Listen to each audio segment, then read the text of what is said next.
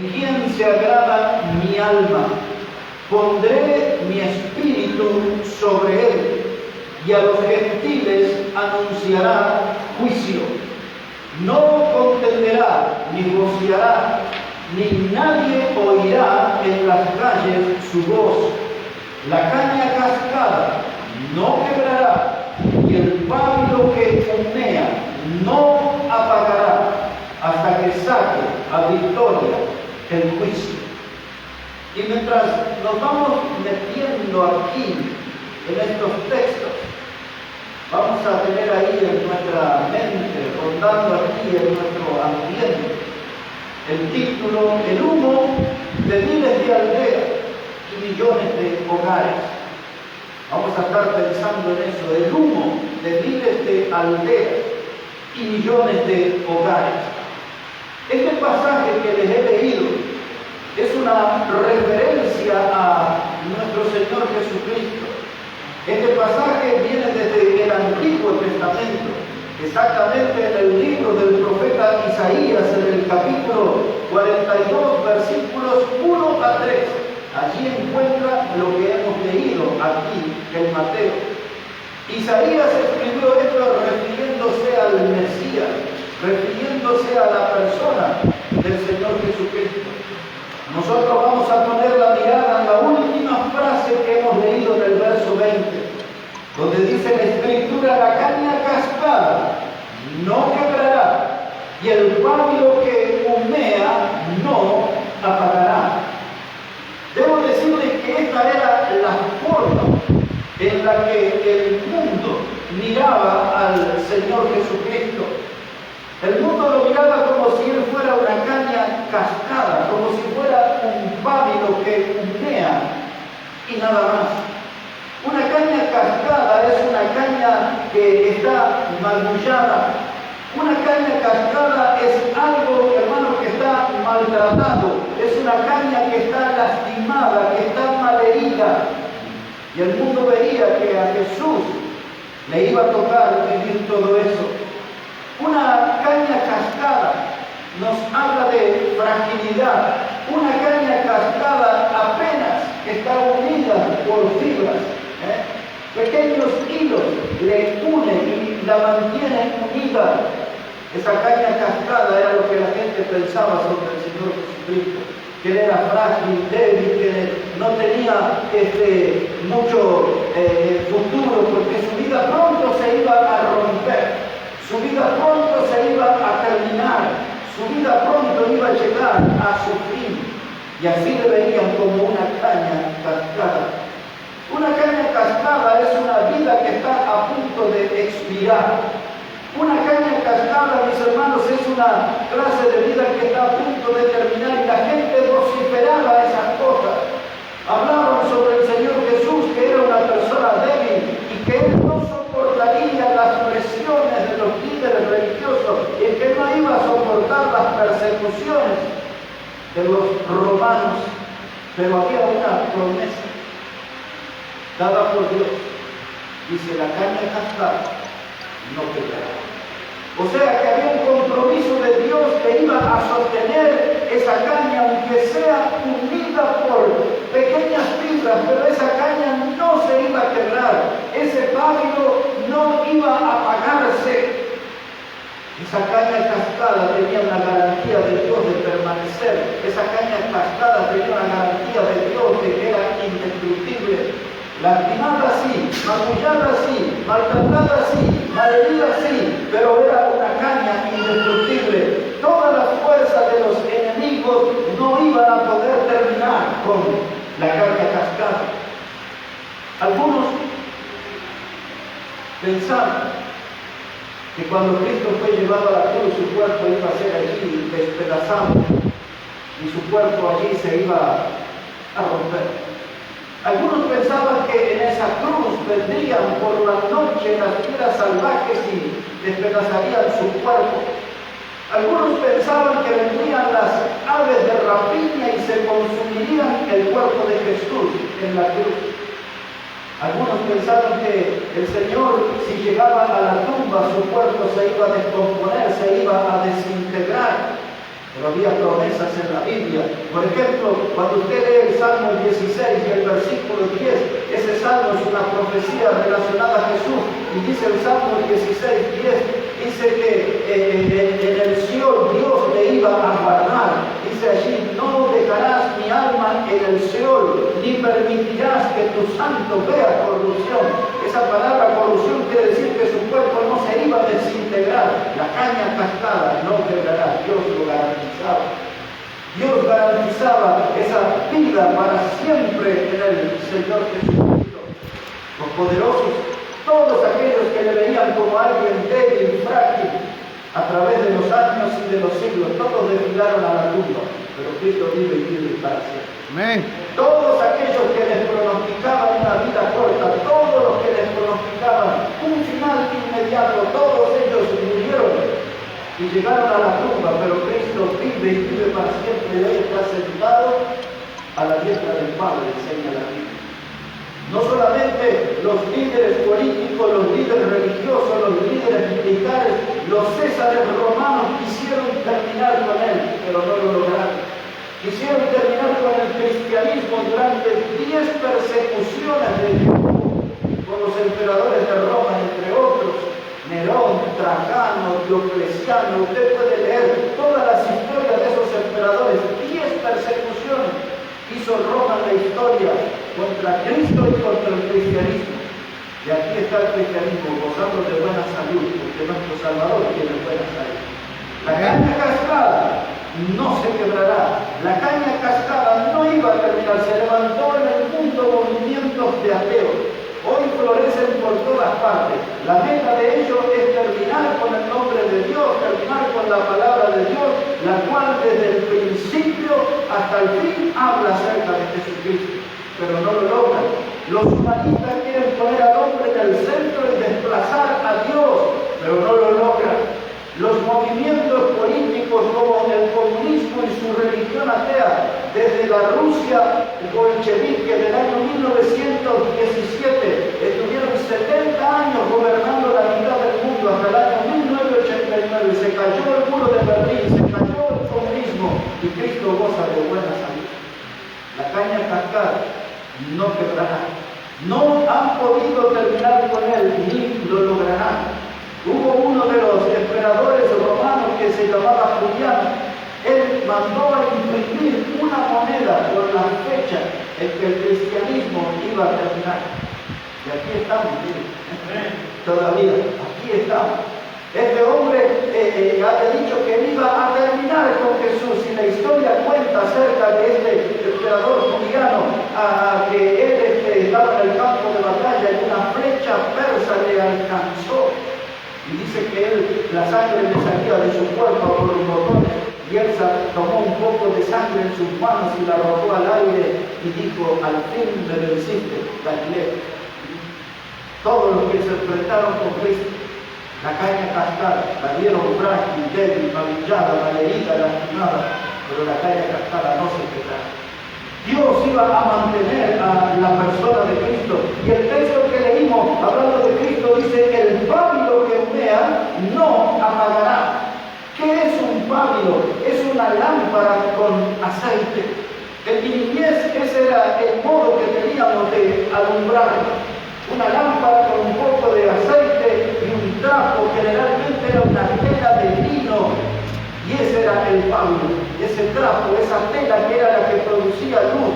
Y ese pábilo que estaba ahí humeando, estaba pronto a apagarse, pronto a extinguirse. Alguien miraba ese pábilo y decía: ya pronto será ceniza, no tendrá más luz. Pero el pábilo que humea no se apagará. Muchos pensaron que Jesús se iba a terminar en poco tiempo. Él era el pábilo aquí en esta historia, pero Dios dice: no se apagará. Él siempre será la luz. Él dijo claramente: yo soy la luz de este mundo. El pábilo primero no se apagará. Juan hablaba en el capítulo 1 del Evangelio acerca de que la luz vino aquí, a este mundo. Y esa luz todavía brilla con todo su fulgor, con todo su resplandor. La luz, el pábilo que humea, no se apagará. Mire, hermano, este pasaje, sabemos, y lo he explicado, habla acerca de Cristo. Pero este pasaje tiene mucho que ver con nosotros también. Tiene mucho que ver con nuestras vidas. La caña cascada y el pábilo que humea, que son figuras de lo que son nuestra vida, pero de eso le hablaré en unos pocos minutos. Ahora vamos a nuestro título: el humo de 1000 aldeas y de millones de hogares. ¿De dónde salió esa frase? De un hombre que se llamó Roberto Moffat. Él usó la primera parte de la frase que decía el humo de miles de aldeas. Lo otro es mío. Este hombre era un escocés que sintió el llamado de Dios para servirle en África. Este hombre nació allá por el año 1795 en Escocia. Ese fue su lugar de nacimiento. Con 20 años, él decidió irse a África a servir al Señor y llegó a Sudáfrica. Esa fue su primera escala y su primer lugar de servicio. Este hombre, Roberto Moffat, ese joven misionero, se hizo una carreta con un par de bueyes y anduvo más de 1000 kilómetros sobre una carreta de bueyes, y así cruzó ríos y cruzó pantanos y enfrentó a las fieras más salvajes de la selva, a céfalos, leones y panteras y tigres y todo lo que usted puede imaginar que hay en esas selvas de África. Este joven misionero enfrentó todo eso y se fue cruzando, hermanos, para seguir predicando el Evangelio. Cuando tenía 21 años, Roberto Moffat ganó para Cristo a uno de los principales delincuentes, un hombre delincuente que era el terror de toda aquella región. Él era conocido como Africano. Africano se rindió al Señor, creyó en Jesucristo como el Salvador, el más terrible delincuente. Y muy poco tiempo después falleció, pero muy poco tiempo después falleció. Roberto Moffat llegó con el mensaje del Evangelio a esa alma necesitada y le alcanzó con el mensaje de salvación a alguien que ignoraba que estaba próximo a morir. Después de algunos años sirviendo en África, Roberto Moffat volvió a Inglaterra y allí en una pequeña población de Escocia fue invitado a predicar. La nieve era intensa por aquellos días y cuando llegó al lugar de la prédica encontró nada más que a un puñadito de mujeres y a un adolescente. Él predicó la palabra de Dios y habló acerca de Proverbios 8:5 y él estaba invitando a la gente a orar por el África y a servir en el África, y después de eso hizo una invitación y el adolescente que estaba allí, él dijo: yo quiero servir al Señor. Él quería tomar un compromiso. Ese adolescente tenía por nombre David Livingstone. David Livingstone creció y algunos años después él se fue al África. Fue precisamente en la ciudad del Cabo, en Sudáfrica, donde lo encontró a Roberto Moffat. Y Roberto Moffat le explicó de la necesidad de todo el continente africano de ser alcanzado por el Evangelio. David Livingstone escuchaba con sus oídos atentos y con sus ojos abiertos, y allí fue cuando Roberto Moffat dijo: hay tanta necesidad del Evangelio en esta región que yo puedo ver el humo de miles de aldeas y ningún misionero ha pisado ese lugar. Roberto Moffat, cuando le dijo esa frase a Livingstone: yo veo allí el humo de miles de aldeas, él estaba hablando de miles de almas necesitadas, de miles de personas que estaban perdidas caminando al infierno, necesitaban de un predicador, necesitaban de un hombre que le llevara el mensaje del Evangelio. Esa frase, veo el humo de miles de aldeas, fue lo que cautivó el corazón de David Livingstone. Algunos de ustedes son muy jóvenes, pero tampoco puedo precisar el tiempo, pero como unos 20 años atrás hubo una serie de películas, no sé cuántas eran, sobre Indiana Jones. ¿Quién vio de esas películas? Yo supe así de alguna, y en una de esas películas, en el África, se habla de David Livingstone, de este hombre que ahora estoy hablando. De ese joven que comprometió su corazón para ir a predicar en esos lugares donde se veía el humo de miles de aldeas. David Livingstone era un médico. David Livingstone era un hombre que estudiaba las piedras, que estudiaba los árboles, que estudiaba las plantas.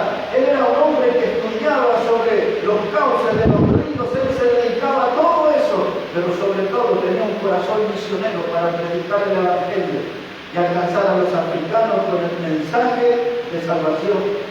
David Livingstone llegó a casarse con la hija, con Mike, con la hija de Roberto Moffat.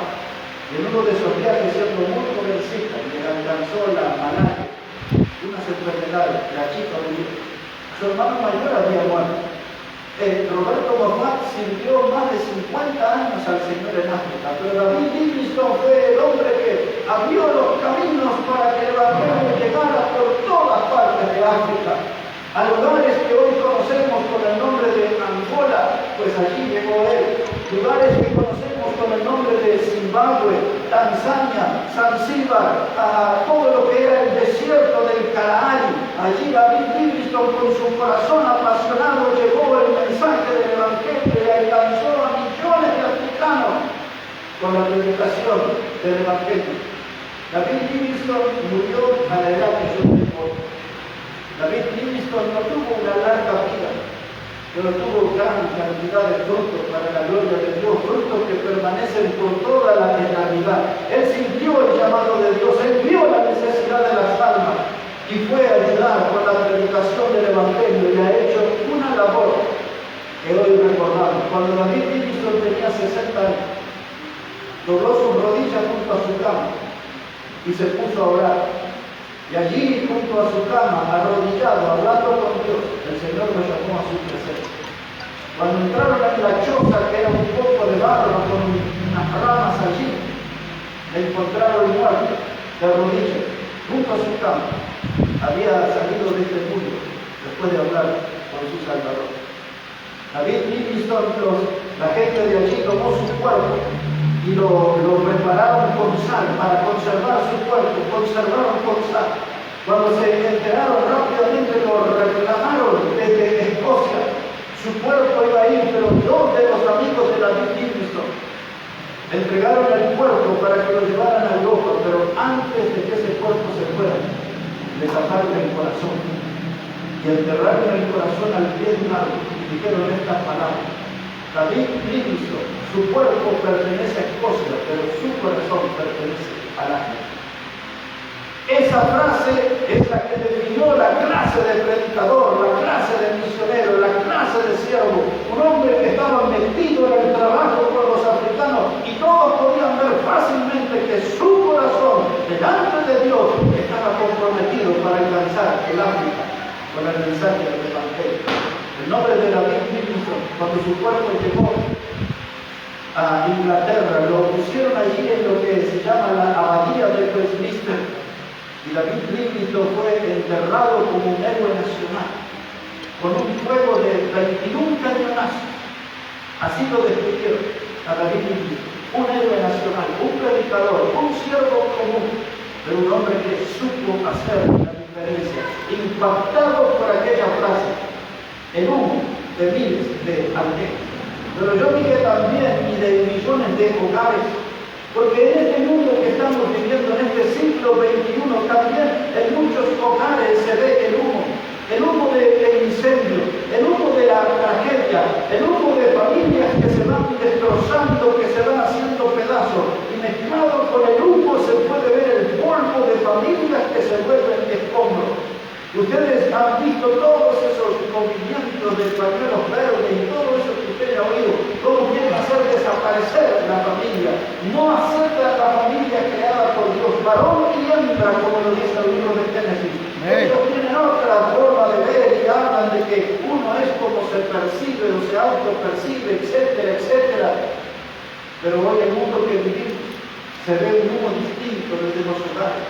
Los hogares se están incendiando, se están destruyendo, y se necesitan hombres y mujeres con un corazón como el de David Livingstone para que vayamos a hacer algo, para que podamos entender que el Evangelio tiene propiedades curativas, para que podamos entender que el Evangelio produce alivio, que podamos entender que el Evangelio quita el dolor, pero sobre todo el Evangelio es el poder de Dios para salvación, mis hermanos. Amén. Falta hombres y mujeres con el corazón como el de David Livingstone, que llevemos el mensaje de salvación a esos hogares en el cual hoy son millones y se ve el humo del incendio, el humo de la catástrofe, el humo de la desgracia en tantas familias familia, porque el diablo está haciendo grandes estragos en la familia humana y se necesita de hombres y mujeres. ¿La iglesia americana? Sí, pero la iglesia política para nada también.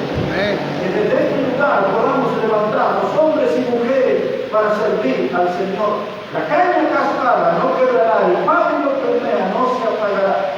Les dije que eso hablaba acerca de Cristo, pero algo tenía que ver también con nuestra vida. Muchas veces, hermanos, nosotros tenemos la vida como si fueran mirachas. Estamos, hermanos, lastimados. Muchas veces nosotros venimos de un estilo de vida sufrido. Muchos de nosotros podemos estar cargando en la espalda un pasado doloroso, un pasado lleno de dolores, un pasado lleno de aflicciones. Algunos quizás desde la niñez fuimos parte de un hogar donde la violencia era moneda corriente. Quizás algunos de nosotros en el hogar hemos tenido un padre, una madre, un abuelo alcohólico, donde cada vez que hablaban sus bocas se parecían una cloaca, lleno de malas palabras, lleno de violencia, y esas cosas nos fueron marcando desde la niñez, y nos fueron lastimando desde la niñez, hasta que nos parecíamos una caña cascada. Muchos de nosotros quizás pasamos días de hambre, muchos de nosotros quizás pasamos días de frío, días de grandes necesidades, días de grandes privaciones. Muchos de nosotros fuimos atacados por el diablo y quedamos como si fuéramos una caña cascada. Muchos de nosotros podemos lucir en nuestro cuerpo y en nuestro sentimiento las cicatrices que dejaron las grandes heridas de nuestra vida. La vida para nosotros seguramente no fue fácil. La vida para nosotros seguramente tuvo mucho tormento, mucho dolor. Hemos tenido quizás muchas experiencias traumáticas en nuestro pasado. Nos parecíamos una caña cascada, a punto de romperse, pero la gracia de Dios nos sostuvo y aquí estamos en esta mañana. Como prediqué hace un par de domingos atrás, hasta aquí nos ayudó Dios y mañana también nos ayudará. Ebenecer no solamente tiene que ver con esa piedra de testimonio en el presente, de que aquí nos ayudó Dios, pero mañana también la ayuda de Dios estará con nosotros. Una caña cascada. Tenemos una vida, un pasado, con heridas profundas, pero yo no quiero olvidarme de Jesús, quien me restauró. Yo no quiero olvidarme de Jesús que restauró mi vida. Muchos de nosotros quizás sobrevivimos a etapas dolorosas. ¿Cuánta gente, hermano, que tuvo que tener dura batalla para alejarse de las drogas? Y la gracia de Dios los alcanzó y la gracia de Dios los ayudó a tener victoria sobre tantos vicios destructores. ¿Cuántos de nosotros quizás, hermanos, hemos hecho cosas indebidas con nuestro cuerpo, con nuestra vida? Pero Dios vino con su gracia, perdonó nuestros pecados, lavó nuestros pecados. Y aquí estamos en su casa hoy, frente a su palabra, cantando su nombre. Nuestra vida se parecía a una caña cascada, pero no se quebró, no se rompió, sin que nosotros lo supiéramos. Dios fue sosteniendo nuestra historia. Y aquí estamos, en su casa. Y aquí estamos en su presencia. Tantas veces quizás el diablo y sus demonios nos han abofeteado en nuestra vida, pero todavía estamos de pie. Le voy a llevar un momento al libro de los Salmos. Si puede ir al Salmo 40, por favor. El Salmo 40. Y vamos a leer allí los primeros 4 versículos. Salmo 40, versículo 1. Dice la palabra de Dios, este es un conocido Salmo de David. Y dice aquí Salmo 40, verso 1. Pacientemente esperé a Jehová y se inclinó a mí y oyó mi clamor y me hizo sacar del pozo de la desesperación, del lodo cenagoso. Puso mis pies sobre peña y enderezó mis pasos. Puso luego en mi boca canto por nuevo, alabanza a nuestro Dios. Verán esto muchos y temerán y confiarán en Jehová. Amén. Bienaventurado el hombre que puso en Jehová su confianza y no mira a los soberbios ni a los que se desvían tras la mentira. Este pasaje en la radiografía de todo lo que viene diciendo recién. Este pasaje tiene mucho que ver con nuestra vida. Habla de gente que esperó en Jehová pacientemente. La vida nos fue golpeando, lastimando, la vida nos fue adversa, se nos hizo difícil, cuesta arriba. Pero la paciencia de esperar en Dios hasta que Dios oyó nuestra oración y vino para darnos socorro cuando ya no resistíamos más, cuando estábamos a punto de abandonar todo y aún hasta de entregarnos a la muerte, Dios vino y nos sacó. La Biblia define aquí en este salmo del pozo de la desesperación. ¿Cuántos de nosotros hemos estado en la vida desesperados por una situación económica? A veces por deudas que se acumulan, no sabemos cómo enfrentarlas, cómo honrarlas, no sabemos cómo cumplir ese compromiso, nos sentimos asfixiados, nos sentimos ahogados. A veces el pozo de la desesperación tiene que ver con nuestra salud, con todas las dificultades, los problemas, las luchas de nuestra salud, y nos sentimos allí atrapados en un pozo de desesperación. A veces el pozo de desesperación tiene que ver con nuestros hijos.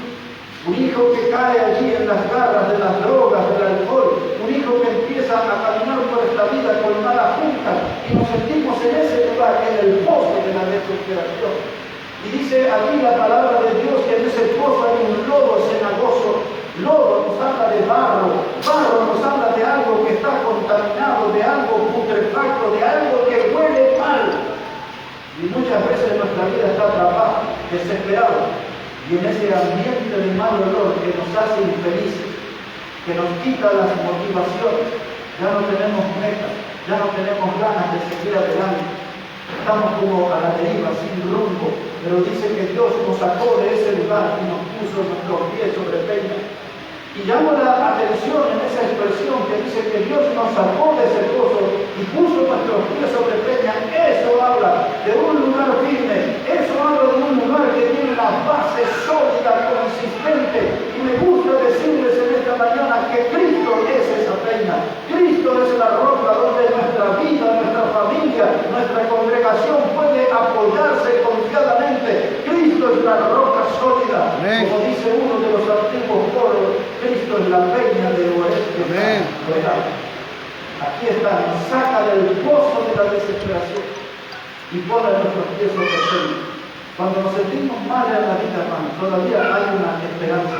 Cuando estamos mal en nuestra vida, desalentados, desanimados, que hemos perdido la esperanza, que vemos que nuestro futuro se termina, todavía hay una esperanza, todavía hay un capítulo más, todavía está la obra de Dios que nos sacará de ese pozo de desesperación, de ese lodo, de ese barro inmundo, y pondrá nuestros pies sobre peña.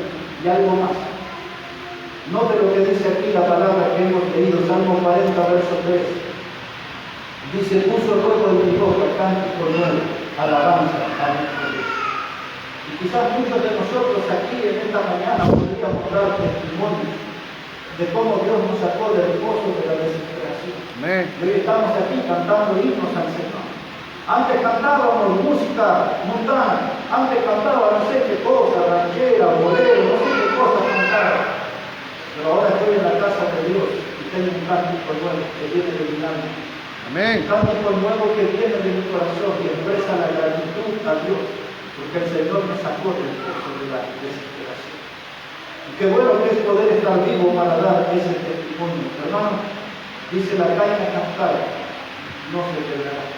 Y el pábulo que viene no se apagará. Su vida, quizás perdió su vida. Quizás usted no está caminando bien con Dios. Quizás usted no está haciendo todo lo mejor para Dios. Quizás usted no está usando todo su don, el potencial de su don, el potencial de sus talentos para glorificar al Señor. Quizás usted es como ese pábulo que humea, su vida está débil, frágil, se va como apagando, como extinguiendo. Pero hoy Dios quiere venir para darnos nueva fuerza. Quizás hoy Dios le hable dentro a su oído, a su corazón, y le diga, quiero restaurar tu lámpara, quiero restaurar la lámpara de tu vida, que recuperes tu potencial, que vuelvas a brillar, que vuelvas a tener ese esplendor en tu testimonio. Porque yo quiero recordar, hermanos queridos, que cierto en el libro de Génesis, en ese primer capítulo, cuando vemos toda la obra creadora de Dios, Un día Dios dijo, sea la luz, y fuera sea la luz. Y quizás en esta hora, usted es el dueño del Padre de la. Y Dios quiere decir que sea la luz sobre tu vida, recupera el potencial para iluminar. Tienes que resplandecer para Cristo, tienes que relucir ese testimonio, tiene que ser brillante, no puede ser el dueño de un testimonio apagado, tu testimonio debe ser lleno de luz y quizás Dios en esta mañana venga en ayuda a su vida y te diga, sea la luz y haz la luz. Amén. En su testimonio, en su ministerio, en lo que tienes que hacer. Entrando aquí en la parte final, estamos viviendo en un mundo de la agonía. Una de las canciones que grabamos una vez y que estábamos ensayando hace poquito decía, el mundo está en agonía. Amén. Una gran verdad. Este mundo está dando los últimos bostezos. Este mundo anda como un ebrio, como un borracho tan valiente, ya está próximo a caerse y experimentar el daño final. Este mundo sin duda alguna, mis hermanos, está en agonía. Y vemos nosotros salir el humo de esos millones de hogares, vemos los escombros, vemos las ruinas, pero también vemos el poder del mensaje del Evangelio, que es lo que nosotros tenemos que llevar para curar esa violencia, para sacar al mundo de sus miserias y de su situación miserable. Muchas veces nosotros miramos en nuestra mesa y tenemos comida. Alguna vez tenemos ahí un poco de arroz con 2 huevos fritos y gloria a Dios por eso, hermano, lo que tenemos. Algunos de nosotros escarbamos en el bolsillo y aunque sea muy al fondo encontramos un billetito arrugado, una moneda por allí, todavía tenemos. Todavía nosotros podemos ir a la panadería y comprar el pan. Todavía tenemos una ropa que puede resistir un tiempo más. No estamos en la ruina. Dios nos ha sostenido. Pero hay tanta gente, hermano, que está en la miseria. Hay tanta gente que vive como miserable. Es el humo, es el polvo de millones de hogares que están experimentando la ruina. Algo hay que hacer por ello. 2 textos y terminamos. El primero de ellos en el Evangelio de Mateo, capítulo 25. Si puede ir conmigo ahí a esa escritura, Mateo, el capítulo 25. Y cuando llegamos allí vamos a poner la atención en el verso 24. Mateo, el capítulo 25, versículo 34. El pasaje viene hablando del contexto sobre el día en que Cristo es mostrado aquí como Hijo del Hombre y dice que Él se va a sentar en el trono de gloria.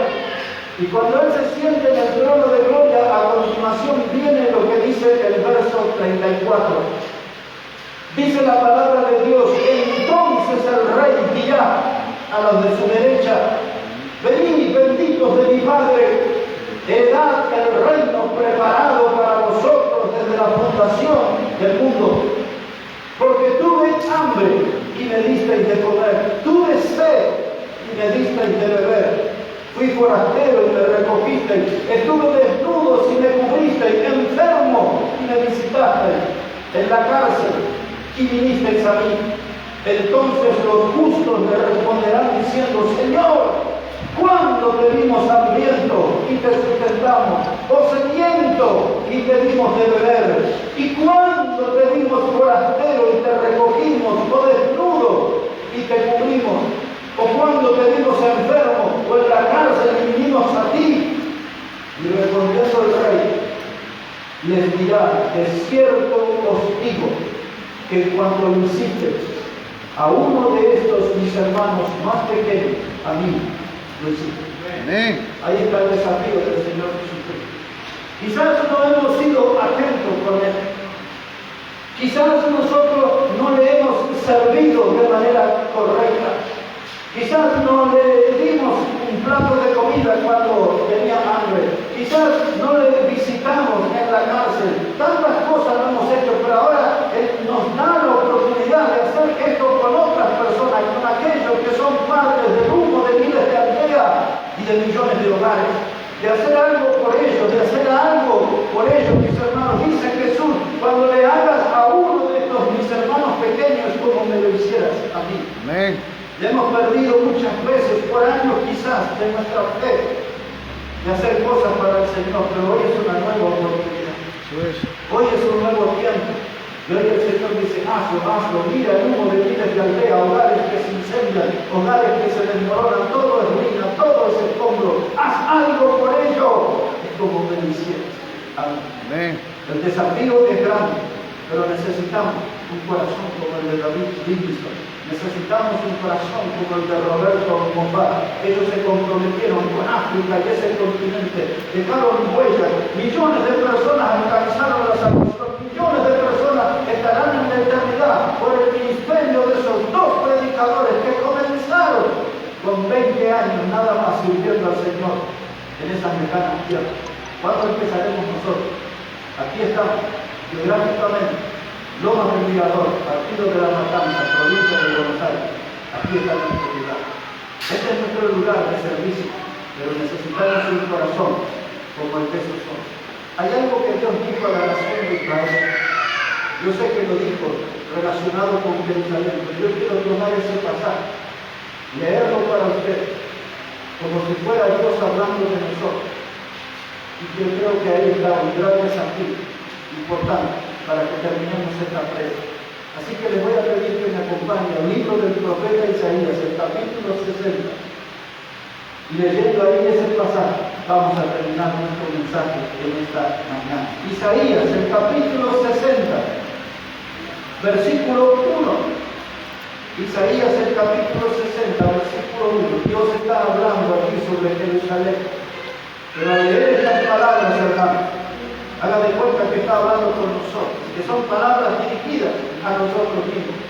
Dice Isaías 60, versículo 1, levántate y resplandece, porque ha venido tu luz y la gloria de Jehová ha nacido sobre ti. Lo primero que yo veo en este texto es el llamado de Dios, el desafío de Dios. Levántate y resplandece. No seas un pálido que humea, no seas un cristiano que está a punto de extinguirse, a punto de terminar. Tienes que resplandecer, pero levántate, ten una buena actitud. No te quedes en la comodidad del hogar, no te quedes en la comodidad de las cosas materiales. Levántate y sirve la obra de Dios. Levántate y resplandece. No seas dueño de un alma oscura, de un corazón en tinieblas. Tienes que resplandecer. Cristo es la luz del mundo y Él nos envió para este mundo para que seamos luz. Amén. Levántate, es el desafío de Dios y resplandece. Versículo 2, porque aquí que tinieblas cubrirán la tierra y oscuridad las naciones, mas sobre ti amanecerá Jehová y sobre ti será vista su gloria. Tinieblas, hermanos, cubrirán la tierra, oscuridad en las naciones. Este mundo está oscuro, este mundo anda tambaleante como un cielo que no puede ver, imposibilitado, anda cambiando el camino, el lugar, la dirección a tomar. Este mundo está, hermanos, muriéndose en la oscuridad, en las tinieblas y bajo el poder del príncipe de las tinieblas. Y Dios dice, ahora tú levántate y resplandece, lleva el mensaje del Evangelio, saca a esa gente de la oscuridad, saca a esa gente del reino de las tinieblas y tráelos con el Evangelio a la luz del Hijo admirable de Dios. Amén. Tráelos al camino de Cristo. Termino aquí diciendo, versículo 3, y andarán las naciones a tu luz y los reyes al resplandor de tu nacimiento. Alza tus ojos alrededor y mira, todos estos serán contados. Vinieron a ti, tus hijos vendrán de lejos y tus hijas serán llevadas en brazo. Verso 4 comienza diciendo, alza tus ojos alrededor y mira. El sábado que pasó estábamos aquí en la casa con los hermanos y yo les leí el Salmo 119, verso 18. Donde el salmista dice, Dios, abre mis ojos y miraré. Parece que esa frase o esa idea nos está persiguiendo a algunos de nosotros, porque ahora encontramos aquí en la palabra de Dios, alza tus ojos alrededor y mira. Abre mis ojos y miraré. Alza tus ojos y mira. Dijo Jesús en Juan 4:35, alzad vuestros ojos, porque los campos ya están listos para crecer. No hay que demorarse más, hay que trabajar. Es una cosecha de almas que tenemos que hacer. La Iglesia Bautista Maranata no se puede demorar. Tenemos que ir a cosechar esas almas porque el tiempo es corto. Cristo viene pronto. Y la gente, aquellos que viven en esas miles de aldeas donde sale luz, aquella gente que está en esos millones de lugares destruidos, el Luis necesitan de mensaje del Evangelio, y usted y yo tenemos que ser esos portadores. Esta es la hora de que aparezcan los buenos samaritanos. Esta es la hora de que aparezcan los nuevos samaritanos. Y en la iglesia Bautista Maranatha tiene que haber buenos samaritanos, que vean al hombre lastimado, moribundo, allí desangrándose al costado del camino, y no se comportan como el sacerdote que miró y pasó de largo, el levita miró y pasó de largo. El buen samaritano vino y atendió al herido, y dice que vendó sus heridas y puso vino y aceite, suavizó el dolor de esa persona, lo cargó en su cabalgadura y lo llevó a un lugar seguro que la Biblia le llama el mesón, y le dijo el buen samaritano: cuida de él, y cuando yo venga, si hay alguna deuda más, yo lo pagaré. Amén. Cristo ya pagó todo por nosotros.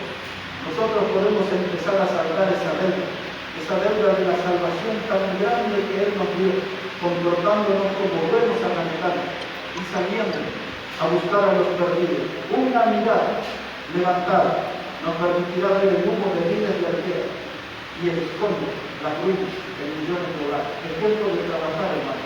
Y desde aquí de Maranatha. Amén. Yo creo que Dios nos puede usar.